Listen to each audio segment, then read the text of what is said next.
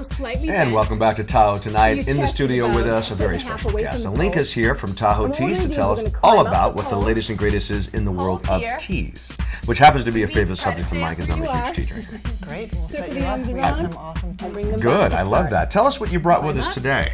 We have a bunch of different teas. I just grabbed a few that we have on the shelves in many of our local retailers around Tahoe Basin, and for example, Whole Foods in Reno. I was just there yesterday, and I walked by, for the studio audience to know, I walked by and there was a whole thing of Tahoe teas in the tea section there. It was great.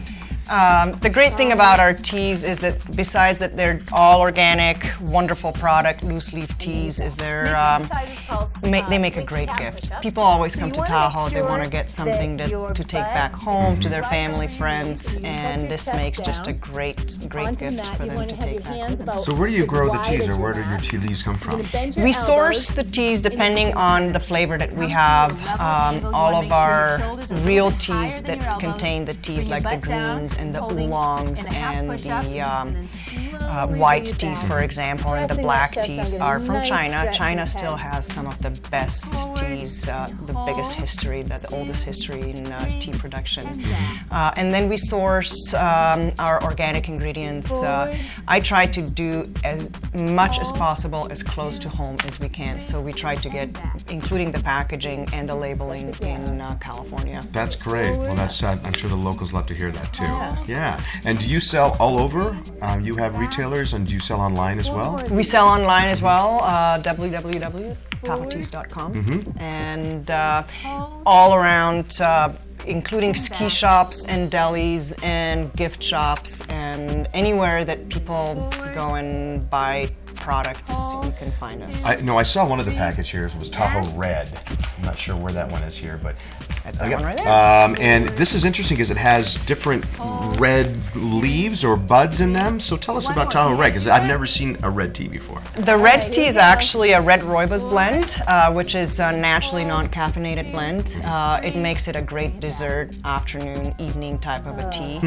And it's actually blended with red raspberries, organic raspberries, and cocoa nibs, and a little bit of a stevia leaf, so it's already naturally sweetened by fruit and the stevia, so you don't have to add any more sweeteners to it. It makes great cocktail infusions, and it also makes great iced tea for the summer. Cocktail infusions, I think that's what you were telling me about here. So this is actually vodka mixed in with the teas. And do you serve this on the rocks or with soda? How do you recommend it? Actually, really simple.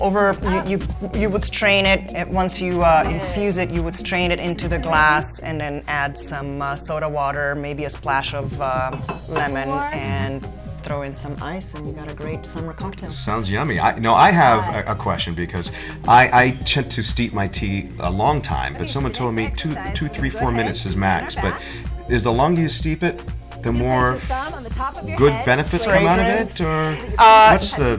That really depends on the teas.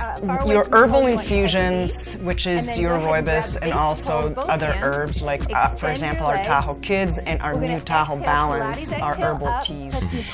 They can infuse longer, between 5 to 10 minutes. The real teas, if you steep them for too long, they will become actually very tannin and bitter. And like your blacks and your oolongs, and particularly the greens and the whites, you have to take them out. I'm so sorry. TahoeTeas.com? Yes. Great. Thank you so much for joining us today. Thank you for having me. You're watching Tahoe Tonight. We'll be right back.